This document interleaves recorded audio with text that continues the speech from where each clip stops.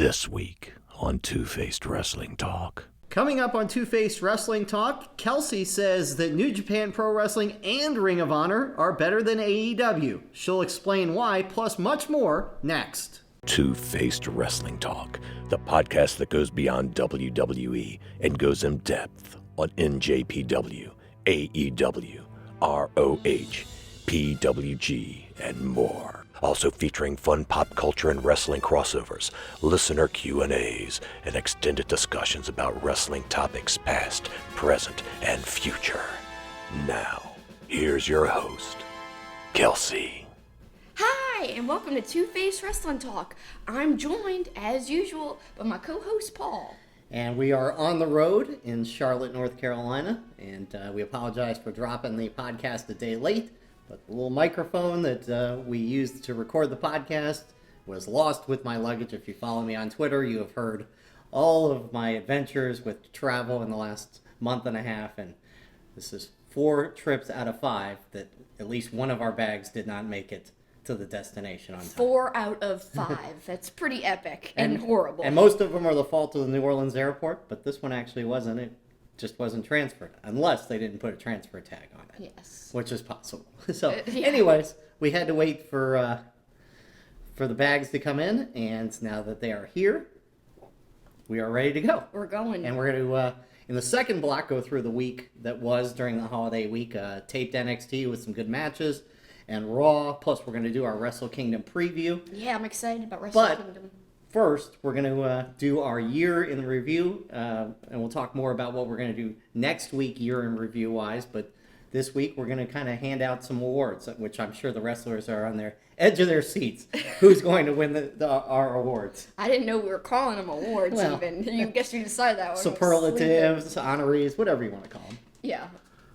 Superlatives, yeah. That's a good word there. And Fancy. By the way, we're in Charlotte because we're covering the Saints game tomorrow. Yep. Last game of the regular season. So, that's why we're here. That is why. Just so people know. All right, well, let's get out these awards then, apparently. All right. We don't have any physical trophies, but yes. The prestige of being named by one of us is good enough. All right. Let's work from the bottom, I think. Let's give our star that's... how did you call the star rising and falling? What did you call them? Good year, bad year. Oh, yeah. Good year. Good year, bad year. Yeah, so really best year and worst year in our mind, kind of. No. Good year, who had good year and who had a bad year. Yes. This is just kind of like an overall, this isn't awards, this is just like some thoughts here. Yes. All right, so. Me? Yes. Good or bad? Give me your good. Good year, Jon Moxley / Dean Ambrose. Got to leave, got to be fulfilled creatively. He had a darn good year. He did? Yeah. I have a whole bunch more, but... give us some of your honorable mentions. Okay, so honorable mentions, Cody Rhodes, because he's super over, and he owns, or part owns, a company that's, like, doing pretty well. I think Kevin Owens had a good year. Ishii had a good year. Ospreay, of course, had a wonderful year in terms of match quality. Keith Lee and Matt Riddle have had a great year. Adam Cole, more over than ever. And Lance Archer, for sure, has had a great year. I mean, I wouldn't have expected to love Lance Archer this much. I've always liked him, but I just think he's so much more in the public eye, and people realize how good he really is now. I viewed these two as who's kind of trending upwards, who's kind of trending downward. Mm-hmm. So I only picked one for the good year or trending upwards, and it's just who you just said, Lance Archer. I mean, what a year for him. Just some terrifically epic matches. He's going to be at Wrestle Kingdom, which we'll be talking about in a little bit. But just a great year for Lance Archer, breaking away from being a tag team guy to a fantastic single star. So that match that he's going to have at Wrestle Kingdom, that's a big match for him. Mm-hmm. There's going to be a lot of eyes on that match because Moxley's going to bring in the casual fans, the casual eyes. And so I think them putting him with Moxley is not an accident. It's like, hey, you had a great year. You deserve this match. Right. It's a big deal. It is. I agree. All right. So who's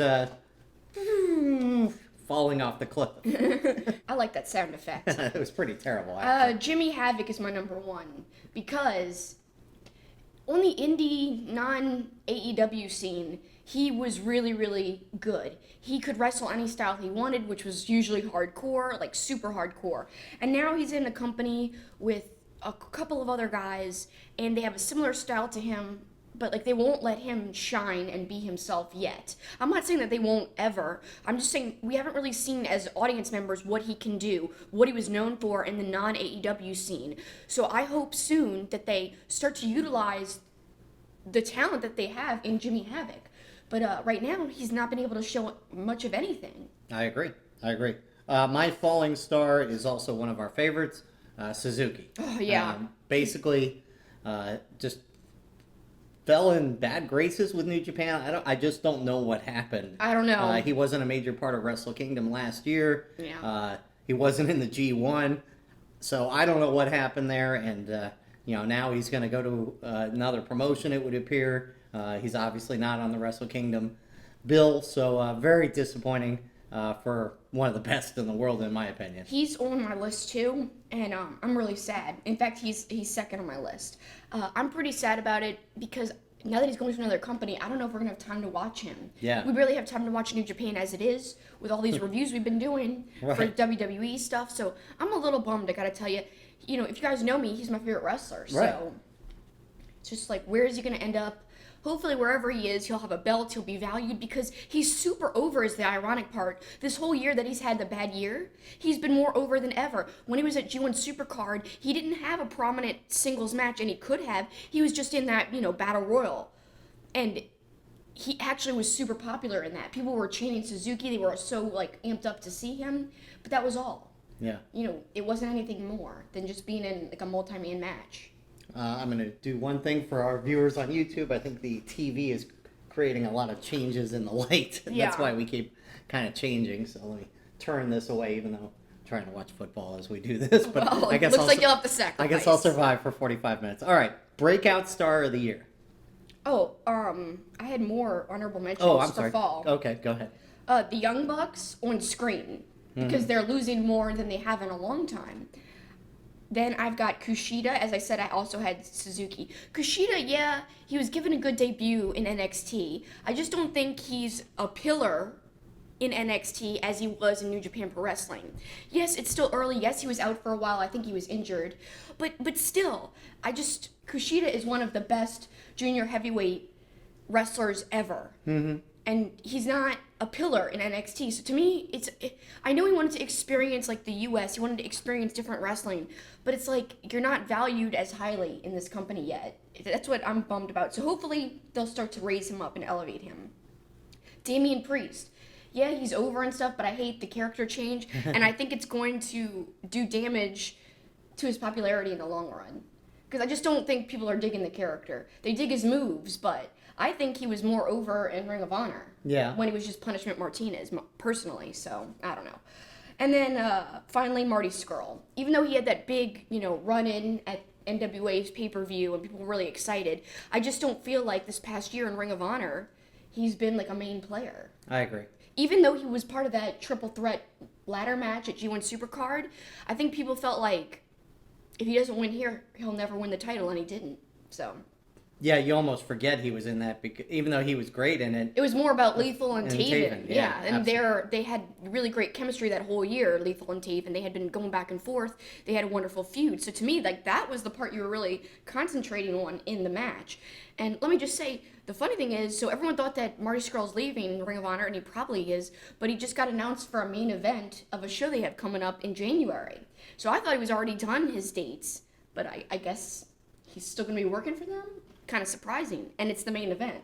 It's just a multi-man tag match, though. You're right, right. And it could be setting up his leaving.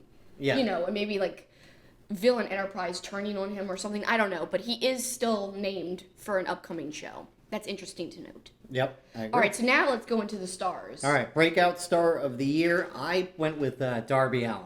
I think, what was it?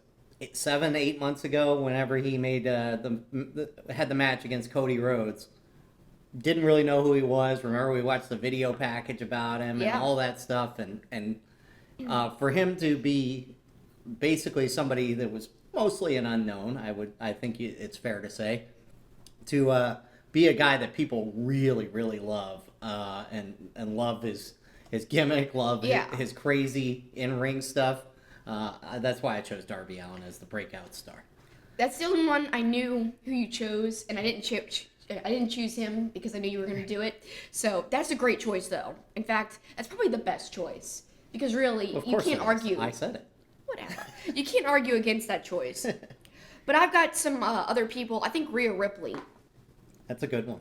From Great one, actually. Yeah. So she changed her whole persona. She looks so different than when she first appeared in the Mae Young Classic.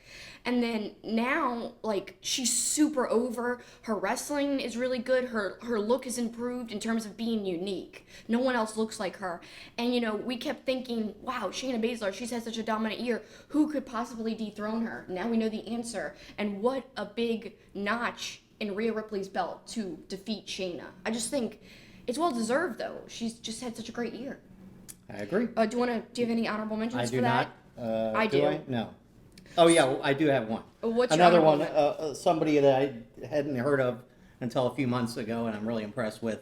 And obviously, he just got to develop his personality a little bit. Humberto Carrillo. Yeah. Had not heard of him prior to the draft, basically, when they put him on Raw. That's a good choice. I would have never thought of him. You know, I think people still aren't buying in on the personality, but it could get there. Yeah. You know. All right, so my honorable mentions for Breakout Star, Joey Janela, because yes, people knew him, but he's so much more over. Like, the scope of AEW is so much further reaching than the promotions he was working in before. Right. And I just think he's captured a lot of people's hearts. Yeah, he's more mainstream now than he was. And who would have thought somebody like Joey Janela would be super mainstream? You would have all these casuals being like, I like this guy. He's awesome. I love him. Then I've got PCO and Luchasaurus. PCO because, you know, he had left wrestling for a while. Now he's freaking Ring of Honor champ. I think that's a big deal. Who would have thought at his age, after leaving wrestling for a little while, that he would be a champion in a company? He's done the work to get himself over, to reinvent himself with a really unique, cool character. So I think he deserves the props of Breakout Star. And Luchasaurus, too, he's super over in AEW. He kind of rivals the reaction that Cody gets. Mm-hmm. So to me, that's pretty impressive when you got this guy who, like Darby Allin, no one knew who Luchasaurus was, really, like 8 months ago. If you rewind the clock a little bit, people seem to really be taken with him and just are behind him. And like I said, the crowd reaction for him, that isn't a lie. People really love him. I agree. Any others? Nope, that's all it. All right. Tag team of the year. Okay. Briscoes. Yeah. Is that yours? No. Really? No. I bet yours is Lucha Brothers. No? You'll find out in a second. Okay, well, Briscoes for me because, well, they're the Briscoes. How can you not pick them? They're good at so much stuff. That's what Mark would say. I just love the Briscoes. They're literally carrying Ring of Honor on their backs. I mean, the tag division has taken a big blow with the Bucks being gone, and other people like Best Friends aren't there. Obviously, SCU as well. So imagine that tag division, which used to be one of the best tag divisions in wrestling, is now kind of reaching for talent. They just need more tag teams. So Briscoes have had to face whoever they can find, but they really have had, in my opinion, the feud of the year in tag team wrestling, even more than anything in AEW, the Briscoes versus GOD. I mean, their matches this year, fire. Awesome. Well, then I might as well piggyback on that because I knew you were going to take the Briscoes. How'd you know? So I took GOD as my tag team of the year. They've been basically unrivaled in New Japan, which partially speaks to... They're carrying that company. Right, the lack of depth in the tag team division. Yeah. But they are so awesome. As you mentioned, they had those epic matches against the Briscoes. So that's why they were my number one, just barely over the Lucha Brothers. And the only reason... I like the Lucha Brothers more when they weren't in AEW. Me too. I don't know why. I don't like them as much in AEW. I don't feel like we're getting the true Lucha Brothers. I know, like in PWG, it was so raw. Yeah. You know what I mean? Yeah, or some of the things we've seen, in independent shows and things like that. Even like matches in MLW and stuff like that. So that's why I put GOD just above the Lucha Brothers. So Lucha Brothers is an honorable mention for me. And my other they were my honorable mention too, but I've got more. But they were one of them. My other honorable mention is the Viking Raiders. Even though we didn't like their name change once they got promoted, think about it. They had one of the best matches of the year, in my opinion, against Ricochet and Aleister Black at NXT TakeOver. Yeah. They vacated the NXT Tag Team Championships, get to Raw, slowly build, win the Tag Team Championships there. They've slowly gotten really over with the crowd because initially I think the crowd didn't warm to them if they didn't know them from NXT. So I think it's been a good year for the Viking Yeah, Raiders. super dominant for sure. And, we love them on the non-WWE scene too, so it's nice to see them succeed in WWE because it's not easy, especially when they change your name flipping a billion times. So kudos to them for overcoming that and just putting the pedal to the metal and keep going. Yeah, I agree. Because it's worked for them. So my honorable mentions for Tag Team of the Year, Proud and Powerful, formerly known as LAX, Yep. because, people were so excited to see them come to AEW. Then they had some good matches with the Young Bucks, culminating in, I think, their best match with the Young Bucks with that Texas street fight. So, overall, people are loving them. They're just rising in popularity, and their match quality has always been good. So I think they're definitely a good honorable mention to have. I also have the Lucha Brothers, like I said, and then I also have New Day, because I think they're a pillar for WWE on the main roster, because sometimes the main roster tag team division lacks depth because they have a lot of people, but they don't always use them. So New Day has been that go-to tag team, when they need a jolt in the division, like, no matter what happens, people can claim that they're stale, but they're over. And they're hard workers, and they're consistent. So to me, New Day deserves to be in the convo. And they had a great match at TLC. That was one of my favorite matches. It was almost match of the night. Yeah. It really was almost tied for match of the night. Yeah, and, they, as you mentioned, they've been consistent. They just all signed new deals with WWE. So the New Day will stay around for a while. Yeah. Obviously, merchandise-wise, everything, they are gold for the WWE. Oh, yeah. All right. Female of the year. I have 3, but my number 1 is Tessa Blanchard. Okay. Main eventing a pay-per-view against a man, badass. You cannot not mention her in the conversation. And her match with Sammy, where she had that bat at, I think it was Homecoming, or was it Slammiversary? Yeah. I couldn't remember which show, because she's had multiple matches with Sammy. Unfortunately, we haven't seen all of them, but we saw that one in person, the Slammiversary match, and it was awesome. So to me, she's an undeniable talent. I just love her. I think she's super talented. She might be one of the best women in all of wrestling across all promotions. I agree. So I think she's Woman Wrestler of the Year. And your honorable mentions? My honorable mentions, how can you not say Shayna Baszler? And I might be picking your choice, I don't know. But Shayna, obviously, super dominant year. I like this comment. Rhea Ripley, she was on a podcast, I think, or she was interviewed, and she said, I get mad when people say that Shayna is boring. Because, she's a heel and she's doing her job right. She's being consistent. She's doing her job. She's getting people to dislike her and boo her. That is what a heel is. It's not supposed to be a cool heel. So Rhea, I think, said it best. Shayna did her job this year. She was dominant, and she was, to me, the best heel in all of WWE. And finally, Io is one of my women wrestlers of the year. She's gotten herself super over. I didn't know if the heel turn would work, but it's worked better than I ever imagined. Yeah. She's so good as a heel. And her new entrance is just epic. The crowd just loves her. When they chant for her, it's just echoey and overwhelming, and it just bellows off the walls of whatever arena they're in. And she usually full scale. And she had one of the epic moments of the year going off the cage in War Games, so definitely good choices there. To me, that visual was the best of the show. Yeah. That Adam Cole visual rivaled it, but the Io moonsault was incredible. Yeah, I think you've got 1 and 1A right there. Yeah.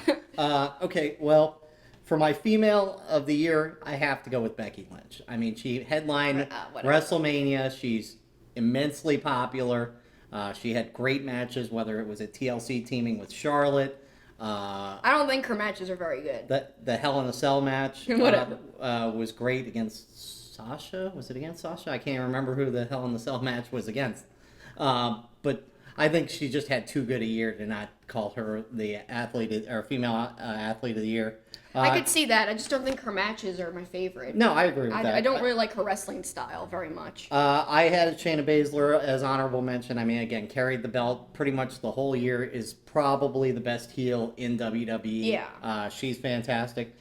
And even though she's not a favorite of mine, you got to give it to Riho in AEW. I almost put her as an honorable mention. I don't think a lot of people knew who she was. She's this diminutive wrestler, but she's just charming. The crowd loves her. You could put her as a breakout star, You too. could. Because no one knew her. Right. Well, the majority of people didn't. Yeah. And then she's just captured hearts. and it doesn't hurt. I mean, now it's getting a little old, but JR is saying about her weight difference, about how small she is, but she's got a big heart. See, that's gotten old now, but at first, like, that helped get her over, I think, you know? All right, male athlete or wrestler of the year. Well, my male wrestler of the year, it's kind of obvious. Yeah. It's got to be Ospreay. Yeah. I've got like 3 honorable mentions, though. Okay. I'm also Will Ospreay. I mean, how could you not pick him? I mean, what he did, whether it was at WrestleCon, Best of Super Juniors, G1, his match at G1 Supercard, just a great year. I mean, it's funny because we haven't seen as much of him, towards the tail end of the year because we haven't watched as much New Japan. So, it's almost for us like a first 8 months of the year kind of a reward because I think we had already determined by July that he was going to be our wrestler of the year. Yeah, I mean, he has had so many 5-star matches in my book, nobody else's book. I don't care what they say, but in my book, just the matches have blown me away. And I've been invested in every match he's had. And, what better way to culminate the year and start a new year by having him face Hiromu, who's been gone all year. Yeah. We've been wanting him to come back, and I didn't know if he would face Dragon Lee right away, and make that a story. But I think him facing Ospreay is a great built-in story, and we'll talk more about Wrestle Kingdom later, but what a great start to the new year, and kind of a finish, in a way, metaphorically, because I know it technically takes place in the next year, but what a great finish to the great year he's had to cap that off with his match against Takahashi. What do you got for some of your honorable mentions? So my honorable mentions, Kofi Kingston. How can we not call him out, holding the belt? I would say an earlier in the year type of award for him because this second half, yes, he's been great with New Day, but what I'm disappointed with, and this is no fault of his, it's the fault of the company, how little they mentioned that he was the champion. Well, and how quickly he got over losing it. Yeah, how quickly they had him lose to Brock Lesnar, which was one of the most disappointing things in the whole year. You build to this debut of SmackDown against Lesnar, and then you have him basically squashed. I thought that was a terrible decision. What a terrible finish to his awesome reign, because he did hold it for quite a while, and it's such a Cinderella story, so I could not call it out because I love the story that led to his rise and to him winning the title, but the way he lost it, I'm just still pretty upset about that. Well, and you think about it, I mean, he wasn't even supposed to be in the Elimination Chamber. Yeah. But because of injuries, he was, and then this groundswell for Kofi. We were there. Yeah, that's where it started. And then, to have that epic moment at WrestleMania, and then on top of that, he ends the year as the tag team champs. Yeah. In the New Day. So, yeah, still, the finish is great, but that middle part really upsets me, how he lost, and then how they never mention it, and how they just had him kind of move on like it was nothing. Yep. So to me, that's a bummer right there. It was. All right, and my other honorable mention, Sami Callihan, because I think he's been a pillar, much like Tessa Blanchard has been for the women's division in Impact. I think Sami Callihan for the men has been the pillar. You can call out other names who have been great for the company, but nobody has put over the company as much as Sami Callihan. And he's such a unique, weird guy that you would never think of him as like a main guy in a way because he's so crazy. But he is a great main guy. To me, I wish we would have seen more of him this year, but I think he deserves to be in this conversation as Best Wrestler of the Year. I agree. Some of my honorable mentions, I put PCO on here because I think he's just had such a great year. He's gotten so over that he's not human. Yeah. Well, that's why I put him as a breakout star. The fact that he ended the year as the Ring of Honor champion, some great matches, some great moments, like obviously at Supercard of Honor when he basically went over the rope flat on his back on the floor. Yeah. The only downside of the year for him was that kind of clunky entrance with the whole sitting in the electric chair. Yeah. And that was the low point and of you the see year. him climb up into it. And that was at G1 Supercard, right? Yeah, I think so. So, but he got a new entrance, and hopefully you're going to get a chance to interview him somewhere down the road. I hope so, because we were supposed to initially, but the timing just didn't work out. Right. So, and then my other honorable mention is Adam Cole. I mean, great matches against Johnny Gargano. Was on the receiving end of one of the most epic moments of the year, going off the top of the cage at War Games. And then, not only doing that, but the next night having a fantastic, probably the best match of Survivor Series, Survivor Series. With Dunn.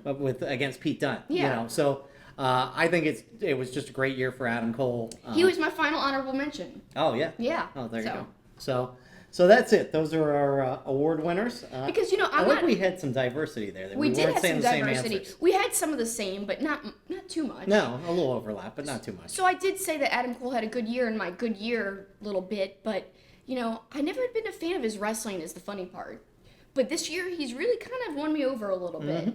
I will say, I don't like the Gargano matches as much as most people. Right. A lot of people consider those their match of the year. I will give a spoiler right now. We'll talk about what we're going to talk about next week, but one of my matches of the year will probably not be that match. Right. Spoiler alert. But we're going to be talking about matches of the year next week, so stay tuned for that. We're going to put out a Twitter question. Yeah. And it'll be, just like last year, what was your favorite match from each promotion? So AEW, NXT, WWE main roster, of course, and then New Japan, and then other. Ring of Honor too. Oh yeah, and then other, which Yes. can be Impact, can be MLW, can be whatever you want. Right. And then GCW, whatever, secondary question there: what was the best show, top to bottom, of the year last year? So you'll get a chance to vote on that. I don't even know what to say for that. I've got 3 choices, but I'm biased because all 3 of my choices are shows we were at. Well, I've got 2, and we were at 2, so it's probably 2 of the 3 you exactly, have. Exactly. So we'll get that question out to you guys. Read your responses as our first show of 2020.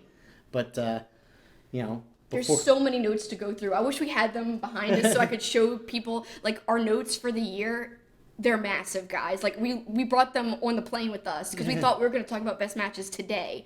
But we're just we need more time to prepare. We can't possibly do that this week because the freaking pile is this big. Plus, we really want to hear what you guys have to say, so that's why we decided to wait. And we could read their answers. Yep.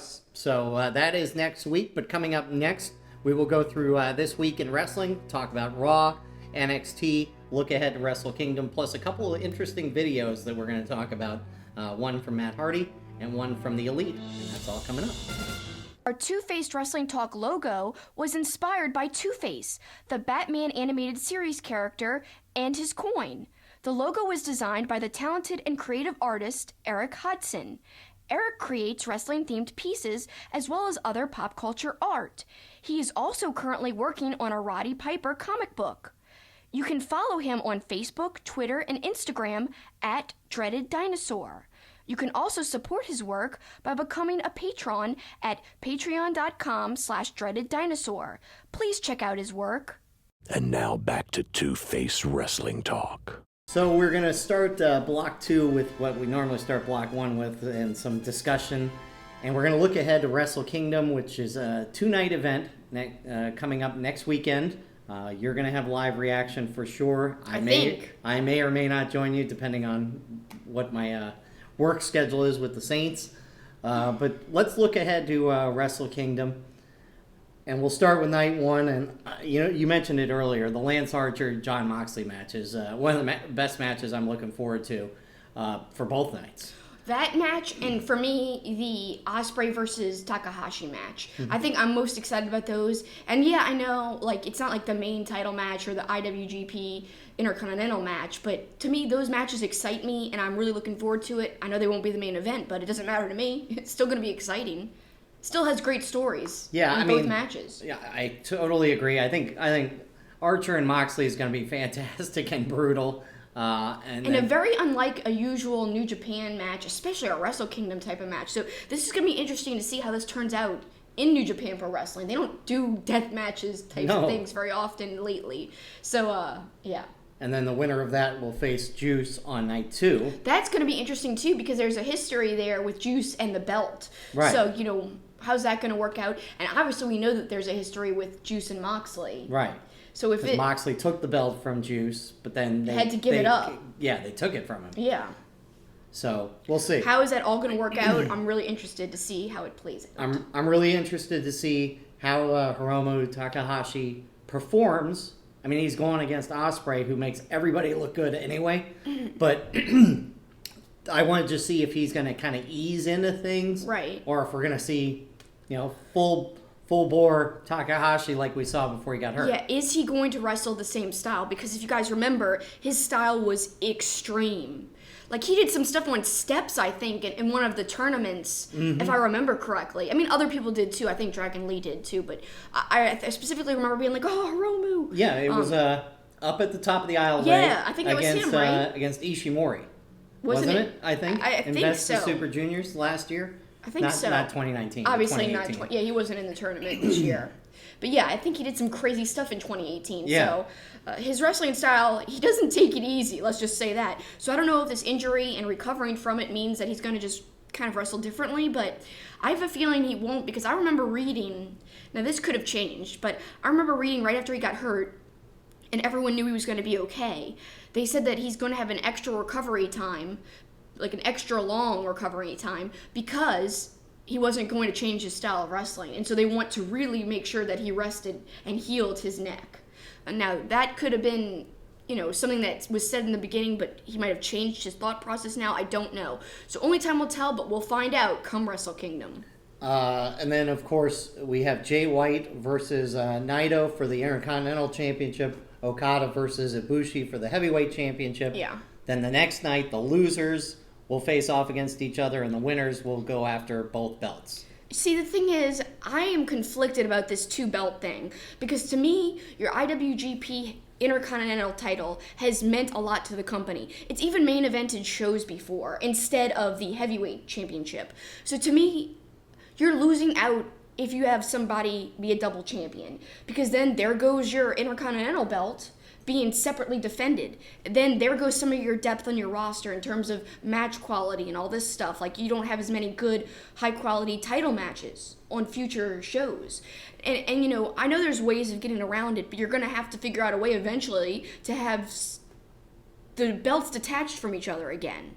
You know what I mean? Mm-hmm. And that's going to be a big to-do. To me, I don't like the idea of it, to be honest with you. I don't. I like the idea of the matches themselves, but the whole somebody's going to be double champ, I just think you're playing with fire there. Yeah, I mean... I know you're not as intense about it as me. I'm not as bothered by it, but yeah, I totally get your point. We'll see how long they play that out.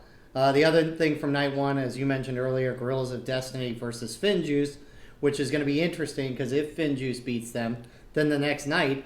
Juice is going to be going for the U.S. Championship. So he could be a double champ. Yeah. But that doesn't matter. I don't think that's going to happen. But that doesn't matter. It's not the same as being a double singles champ. But yeah, that would be interesting. And I do think FinJuice is going to win because, GOD, they've had the belts for so long. And with FinJuice back together, because Finley's back from injury, I think they desperately need some kind of infusion into the tag division, some fresh blood, if you will.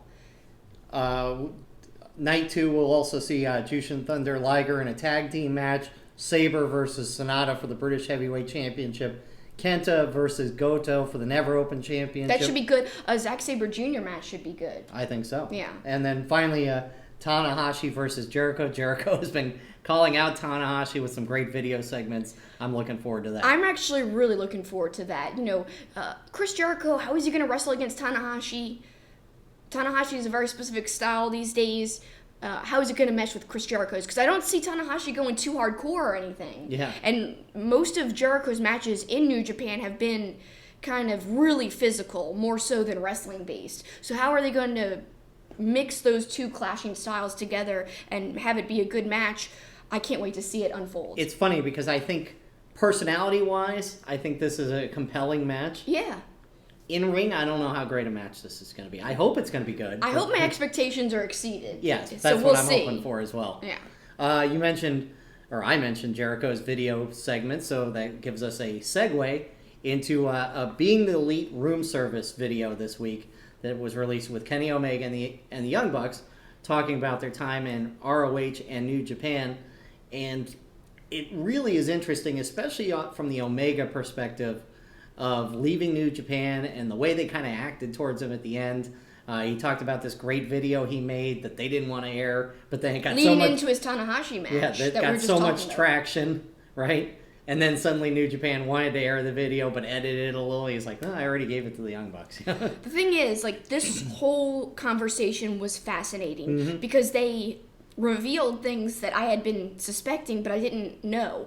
So I knew we'd kind of heard rumors that the Young Bucks and Omega were trying to work things out with Ring of Honor and New Japan Pro Wrestling, and we all speculated, AEW might partner with one or both of these promotions, and that would be great. And it would make sense because the Bucks have been so attached to Ring of Honor.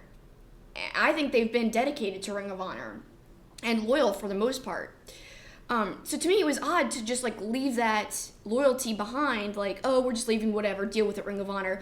But here you got the Young Bucks perspective, which I had kind of been taking the Ring of Honor perspective, like, oh man, they left Ring of Honor, this sucks for Ring of Honor. But then like Matt and Nick reveal, like, you know, we had in our contracts we could work with Ring of Honor and New Japan, and Kenny the same thing. I knew that Kenny probably had it in his contract to work with New Japan. I didn't realize that the Young Bucks had it in their contract that they could work with Ring of Honor. And they said in this video, we're open, we can work with you, but nothing ever came of it. Now I don't know if that meant like the Young Bucks specifically could just work in Ring of Honor, or if that they had to like share talent. They didn't go into the specifics of what the clauses in the contract say. But, wow, that blows my mind, and to me, it's a huge missed opportunity by Ring of Honor and New Japan Pro Wrestling, because, you know, this whole year I was feeling bad for Ring of Honor, thinking, like, man, like, you know, their top stars just left them, and they're just, you know, dwindling because of the losses a little bit, and because of other negative things surrounding the company. But, I don't know, I feel a little less bad for them, and not completely, I still love Ring of Honor, but if they didn't take advantage and the Young Bucks were like, we still want to work with you, we still love you, and they don't take that up, like they don't take them up on that, like what the hell? What are you thinking, Ring of Honor? That's a huge, terrible business decision, a huge mistake. I think the other thing that was interesting in this video is they showed a clip of them leaving Tokyo Dome after Wrestle Kingdom, and they were kind of discussing the sadness. Yeah, the depression. They call it depression. And Omega said he took it personally with the New Japan stuff. And look, we thought it was odd that he never had a goodbye. Because AJ, everyone who ever left, like it's not just about leaving for another company. Think about the people who got send-offs before. AJ Styles got respect in the ring before, of course, they used it as a storyline, Bullet Club turning on him, and that's when Kenny Omega took up the mantle. But still. Or look even more recently, Kushida. Yeah, he got a huge send-off, and he was leaving for another company. So it's not just the fact that they're leaving for another company. How come Omega didn't get that send-off? I guess because the future was uncertain. Like, will he come back? Will he not? We might work out a business deal or not. So let's just leave it up in the air and not act like it's a final goodbye. But to me, that was a huge mistake, because even if you had a final goodbye and acted like he'd never be there again, imagine the surprise if they did work together again. It would just be a huge pop, a surprise. You could have still done the goodbye. Mm-hmm. To me, big mistake. And also, one more thing. So the whole conversation got started when Matt and Nick were talking about how Kenny wanted to go over his Okada match, his first one, with Matt. He wanted to tell him the match that he had been thinking about in his head, how he was going to have it play out. And Matt was like, oh yeah, that's going to be match of the year. Then they talked about how it became a tradition, how they always met, like, you know, and talked over breakfast or over food in Japan about his Okada matches. And then Nick said something, you know what? All of your matches with Okada, like, had an awesome feeling. All of them had, like, match of the year quality feel to them. He's like, you know, the one that didn't feel anything similar is the Tanahashi match. Mm-hmm. Of course, referencing his last match in New Japan Pro Wrestling, his last match at the last Wrestle Kingdom. And it's funny when Nick said that, I do feel the same way about that Tanahashi match. Nick said, there's no feeling in it. Like, I didn't feel anything watching it. And I felt the same way when I watched the Tanahashi match with Kenny, because it wasn't like the Okada matches. Like, it did, because everyone knew there was all these rumors and everything. It just didn't feel the same. It didn't feel as epic. There was something lacking in the emotion. Not from Kenny, but in the whole match. As great as AEW is, it doesn't feel like Kenny Omega's as big a star. No. Even close to the star he was in New Japan.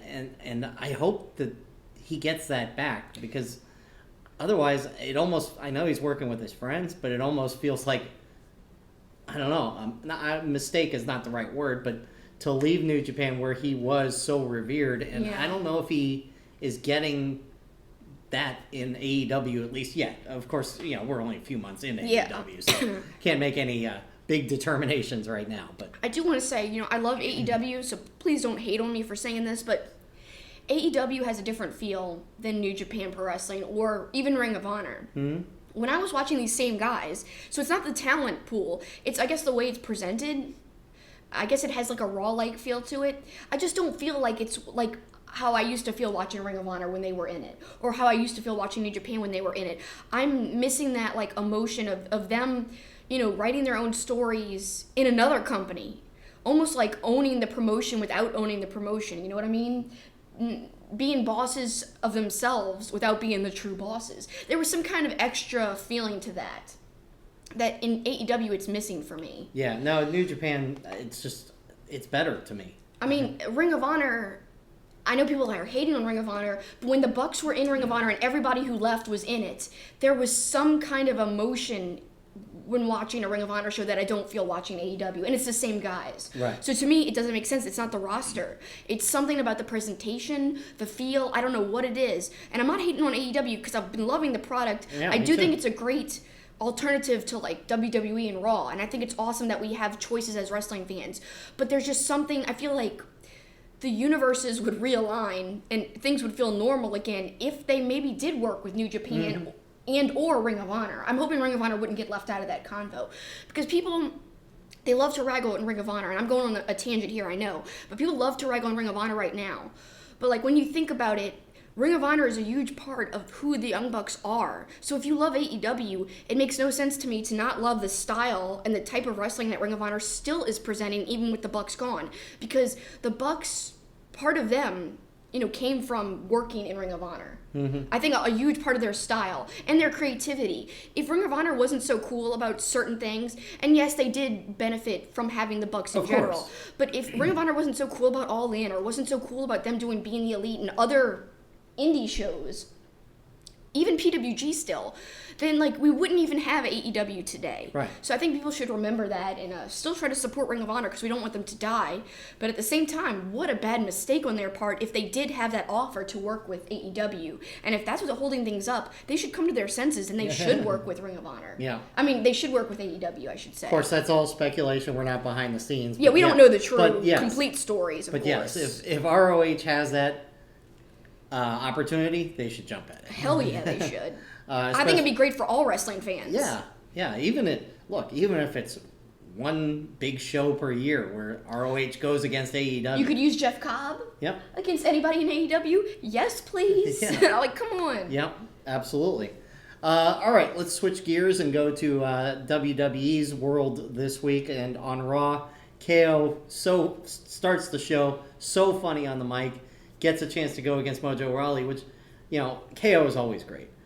I think Mojo got a chance to shine a little bit, on the main show, and I thought he was really good. Yeah, he got a chance to shine on the mic and everything and in the match. So to me, great get for Mojo to be involved in this little, it's not really a feud, but this little tiff, I guess, with KO. Because KO is gold, and I think anybody who works with him gets a little bit elevated. Just because he's incredible. I said he had a good year. Yeah. He was one of my people on my list of the good year. Of course.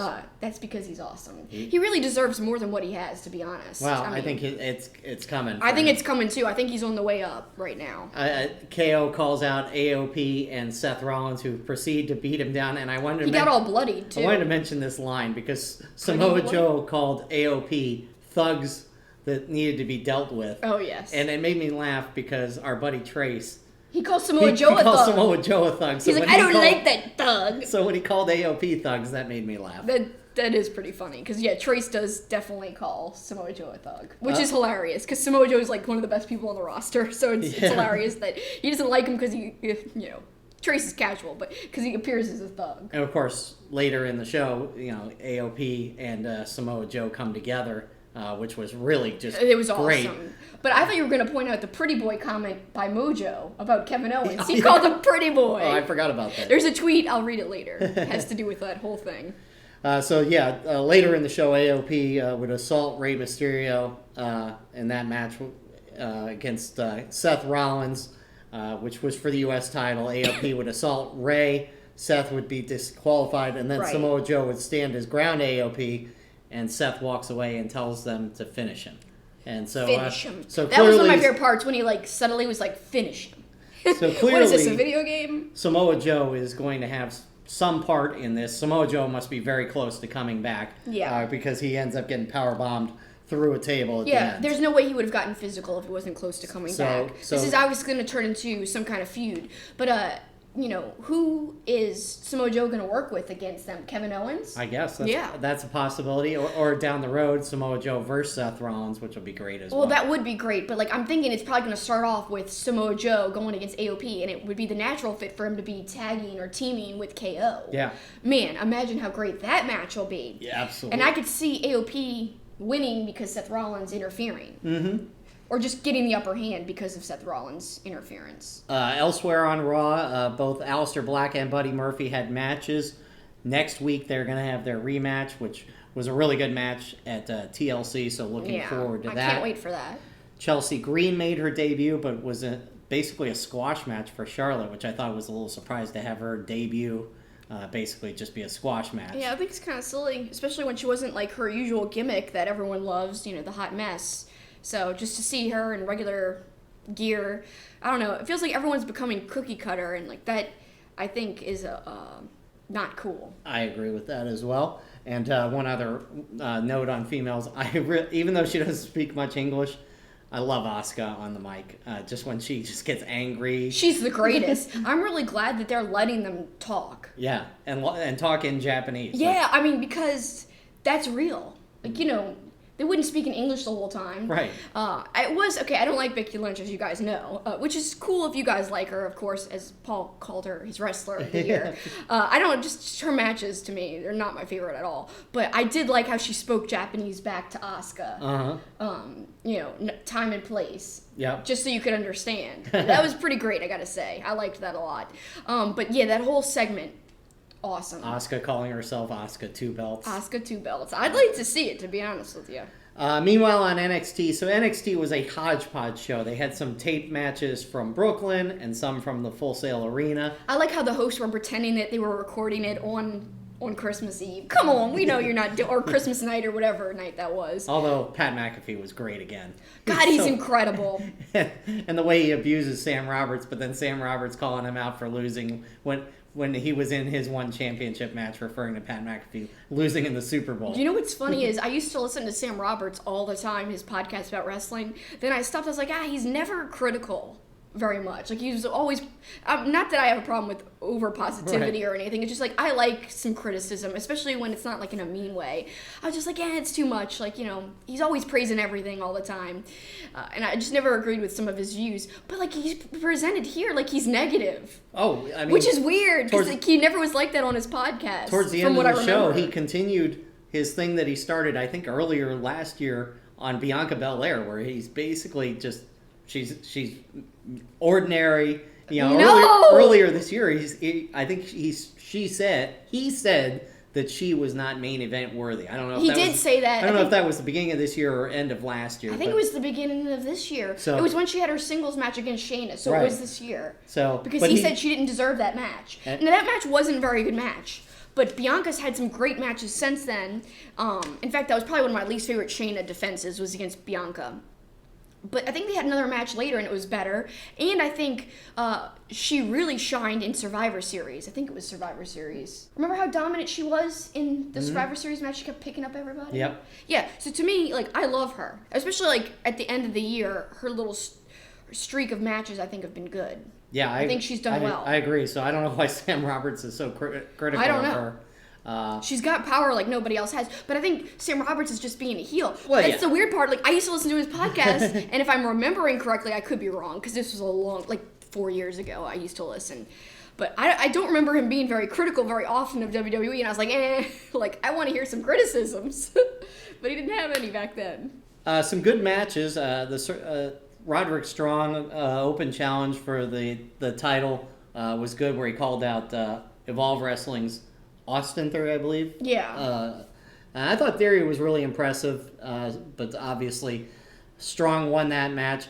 The one thing about that was a great match. It was a great match. The one thing about the matches in Brooklyn, you could tell they piped in crowd noise. Oh, it was kind of obvious. It was kind of sad because there's you see these shots of the audience, they're not cheering. Well, they're Dijakovic and Bronson Reed went against each other, and there really just wasn't any buzz. Yeah, there's no way the crowd knew who Bronson Reed was. Right. Even though he's fantastic, and to me, you always be Jonah Rock. I hate that new name. Yeah, I'm with you there. They said his name. I'm like, who's that? And then I see him like, oh, it's Jonah Rock. I just know him from PWG, and I'd rather him be called Jonah Rock. But whatever. They did make one big announcement for the Worlds Collide show, which is going to take place Royal Rumble weekend. Undisputed Era will take on Imperium, which will be a great 4-on-4.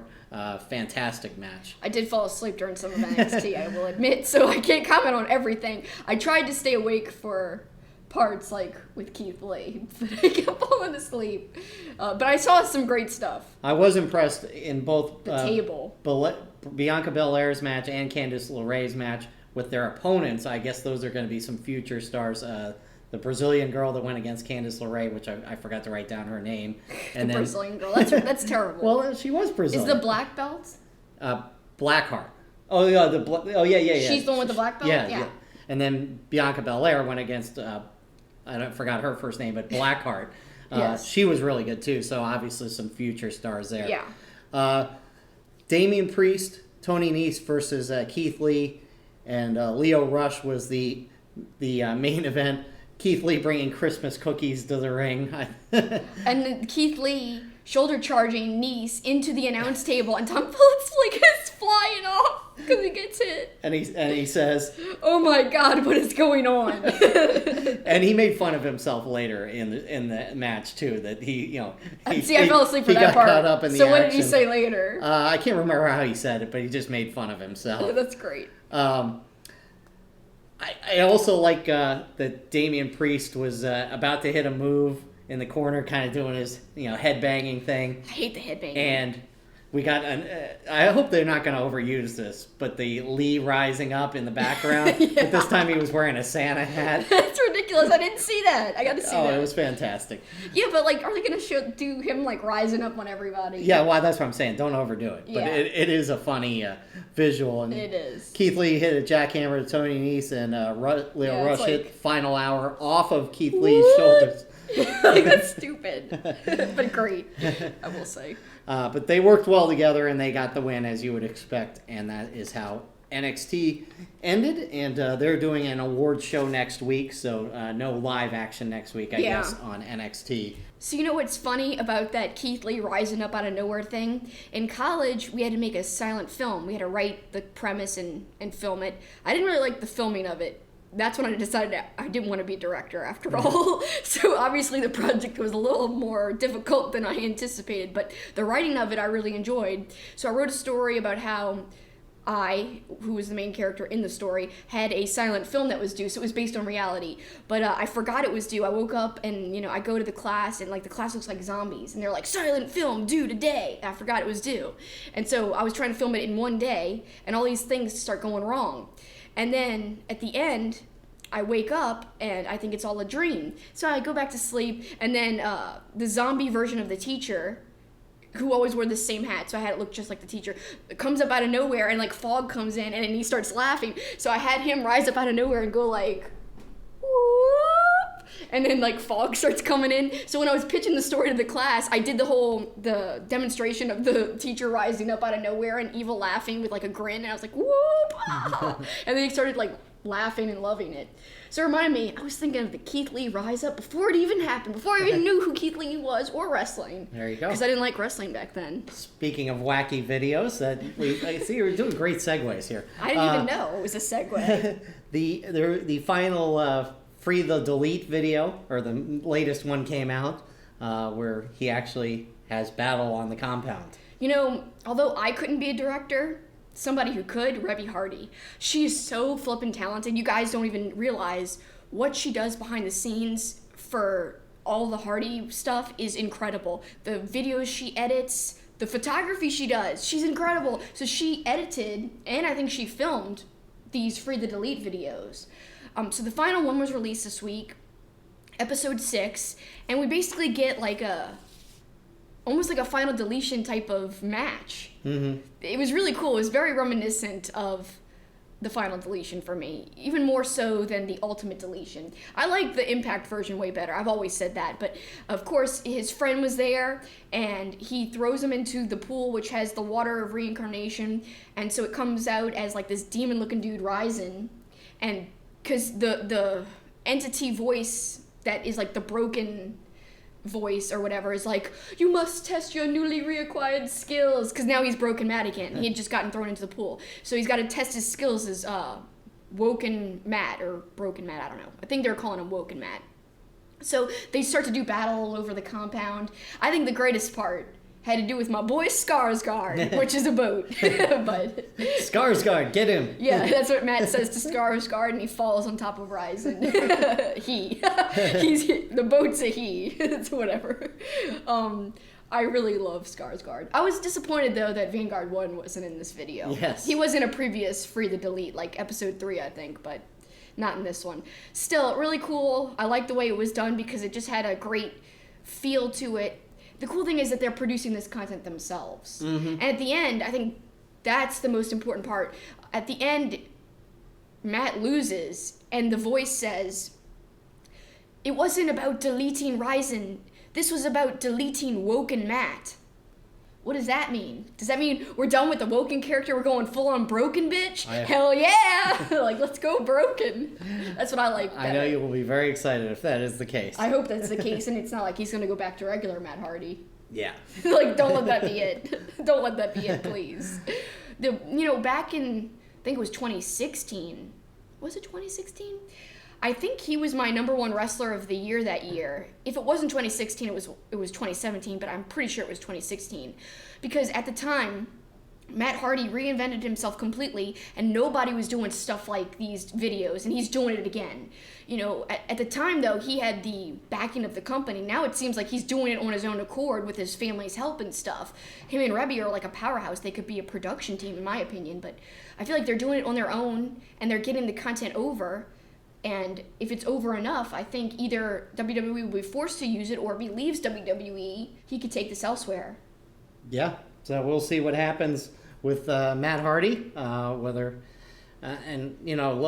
we don't know Jeff Hardy's status, whether, when he'll be back. He's got more time, I think. Yeah. Because of his injury. They can put more time in your contract if you're out injured. Right. That's how it works, I think. So we'll see if they end up working together as the Hardys or what happens. Regardless, I don't think Matt needs to be with Jeff right now. No, I agree. I think he really excels as just the Broken Matt character, and I love it.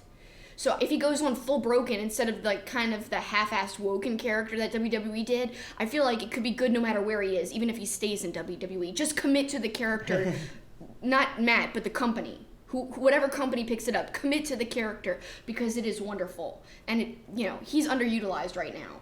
I agree. So we'll see what happens. So a lot to look forward to. Again, Wrestle Kingdom is on the horizon. Yeah. We're looking forward to that. We'll have some sort of reaction, whether it's live or whatever. Yeah, I don't know. We'll see. Stay tuned to our Twitter is the big thing. Exactly. Because we'll be announcing what we're doing on there at SuperKickingIt, SuperKickingIt, or TwoFacePod, TWO, FACEDPOD. Also, stay tuned to WrestlingNews.co's YouTube channel, which is just Wrestling News Co., all one word. Search it on YouTube. If you're watching on YouTube, it's the channel you're watching right now. Check that out because a lot of our videos and reviews will be on that very channel. And we're back to Raw review next week. Yep. AEW review next week. You're gonna be torn on the Raw review. You're gonna be a little distracted. Oh, you're pretty much gonna be doing a lot of that on your own. I know. Because the Mighty Gators are playing in the Orange Bowl that night, and that's where all of my attention will be. Raw will just kind of be over here. Yeah. So, anyway, before we go, we also want to mention next week again we're gonna put out a Twitter question on best matches from each promotion and best overall show, pay-per-view, whatever, that you saw last year. It could be some local show that you guys went to, and right. Let us know. We're looking forward to hearing that. Meanwhile, holiday season, so you're going to give us a gift of multiple tweets of the week. Yeah, instead of one tweet of the week, I got 3 tweets of the week. Happy holidays. Hopefully you guys really, though, seriously, hopefully you guys had a great holiday season. I hope everyone watching or listening at home really enjoyed the time with their families and friends, and hopefully it was a good time of year for you all. And be safe on New Year's Eve if you're headed out with all the amateurs. Yeah, it's kind of scary to be out on New Year's Eve sometimes. Yes. So, in honor of the holidays and the new year and all that, I got 3 tweets. So first one being from Jimmy Havoc, of course. Happy effing whatever you celebrate. I'll spend it how I spend most other days, drinking beer and contemplating my life choices. And it's a picture of him with a balloon, happy effing whatever. And he's got like a Santa hat that says Bah Humbug. It's a black Santa hat. And he's, flipping/flicking off the camera. What is it supposed to be again? Flicking. Whatever. All right, so the second tweet is from Shota Umino. Of course, we know him as Shooter, who used to really be involved with Moxley. He's the young lion who's now on excursion. Happy Merry Christmas, he says. I received a Death Rider's jacket as a gift from my master. In parentheses, he puts, at John Moxley. Someday I will wear this again and be together. I always climb the top of the harshest mountain with this jacket. And there will be something at the end of the dream. Mox times Shooter. And it's got a picture of him wearing the jacket. I think it's him, or it's Moxley, but either way, I think it's a great tweet, and it's really cool to see that he's still keeping up with the whole Moxley thing. Even though he said he was going on excursion to be his own guy and to get away from just being under, the shadows and stuff of other people, I just think that's a cool tweet, regardless. He had a great year, by the way. He did. He had a wonderful year. I mean, he had a really good match, and then he had the whole interactions with Moxley, which really elevated him even more. Yeah, made him popular. Yeah, put him in the public eye, for sure. And then finally, my final tweet, we kind of referenced this earlier, from Kevin Owens at Fight Owens Fight. So, Mojo calls me a pretty boy on Raw. Thank you. He put a blush face. And AOP and Seth try to ruin my face minutes later? Coincidence, ? I don't think so. Seth, Arkham Razor, your jealousy is understandable. Justifiable, but not forgivable. Nice try, though. I'll see you 3 asshats next week. And it's a picture of his face all bloodied and messed up, and he's frowning. So I think that's the best tweet. That's got to be number 1, but the other 2 were honorable mentions. Very good. Yeah. And before we go, be sure to check out bloopers. If you're one of our Patreons, we've got blooper content coming up that goes along with the show as well, plus the best bloopers, pictures of our notes and things like that. Yeah, the best bloopers were when you were talking about Kevin McAllister and you were calling him the wrong name, and I started crying because it was so funny. Yeah, well, that's not this show, but yeah. No, but that's already up. Yeah. Oh, yeah. But there will be some from this show. Yeah, as well. There was only one where I hurt my arm and it went and said wah, whatever. We do want to thank our Patreons: Jason Spann, at Psycho Nigiri, at Smart to Death, our buddy Ant, Charles Fitzpatrick, at Nacho Coalmine, at MGB Wrestling Pod, of course that's Graham and Mason, and Alex. Thank you all so very much. I can't even speak. Thanks, guys. All right, well, when we're back with you, the next thing you'll see us is the Raw recap. Yep. Some of us. So are you gonna be on it or not? I'll be partially on it. Like, so you're like halfway in the screen? No, I'll literally make a cameo. That's it? Yeah. You're acting like you're going to be kind of on it. No, you're on your own pretty much on that one. Well, that sucks. I don't want to talk Raw by myself. Yeah. Whatever. Well, it'd be quite the test of your skills. I got skills, man. I talked Ring of Honor by myself, but I like Ring of Honor. Yeah, exactly. So That's what I mean. That's the point. Whatever. Yeah, well, I'm sure I can do fine. We'll see. I don't know. All right, that's it for us for this week. Yep, that's it for us. Until next time, we really appreciate you guys this time, though, so thank you so very much. But until next time, that's the finish.